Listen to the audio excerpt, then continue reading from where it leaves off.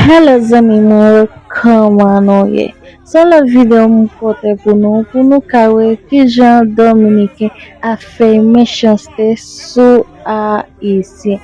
Son jen gason ki te nou ka riventon, bien imigrasyon revake machine nan apre sa la remase Haitien, men Haitien sa te gen si kad la li moutre imigrasyon, men imigrasyon pata kite ale fasil kon sa san pran kob nan men.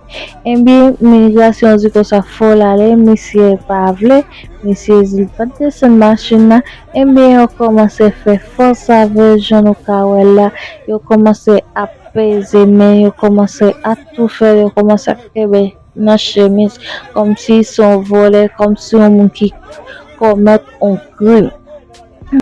Anpil problem, ma gade video a kem fe mal, kem a rache. Nou men Haitien ki nan sen domen, kon sen kabano, si nou ka lage pie nou, sa ki kal na peyi nou, al na peyi nou. Paske vie nasyon Dominique sa yo pa bezwen nou, yo pa vle we nou, yo trete nou pi man ke vole. De ki polis, depi machine imigrasyon we, Haitien yo touwe kane bank yo touwe manje pou jouner. E pa monsi mabo, gen defwa on Haitien ka leve 100 goud, li pa kite an pou madame ni fe manje, men kou machine imigrasyon pren pou la li depanse 7,000 goud, 12,000 goud, 10,000 goud pou yo kalake.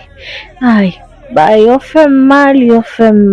E pi tou, nasyon sa pa vle we nou. Pli souvan nou kon wele nou kwa soti, pli souvan ou ka we Haitien ka rezi monte blok, ka fe siman pou yo ka travay ya fe konstrusyon.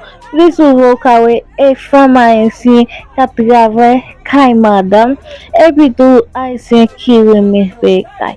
Ba we pou ki sa ya fe nou sa, se ba egoist. Konsen ka ba nou, si nou ka lage pie nou, on lot pey lage pie nou. Ki jan gen pil program, gen pil pey ki pal ouve pou Haitien. Sou gon proje lagon bizis nan sen domen, pa pezi tan, paske bay Dominican wap bay pou yo manje. Pa pezi tan, se resi kabou pou regle lot bagay. Domaj ken fe mal pou misye, yo trete misye pi mal ke vole. Sin te zi sa bouch mwen nou patak we. Evite sa mpote video sa pou mwen. Nan wala prochaine fwa. Bye.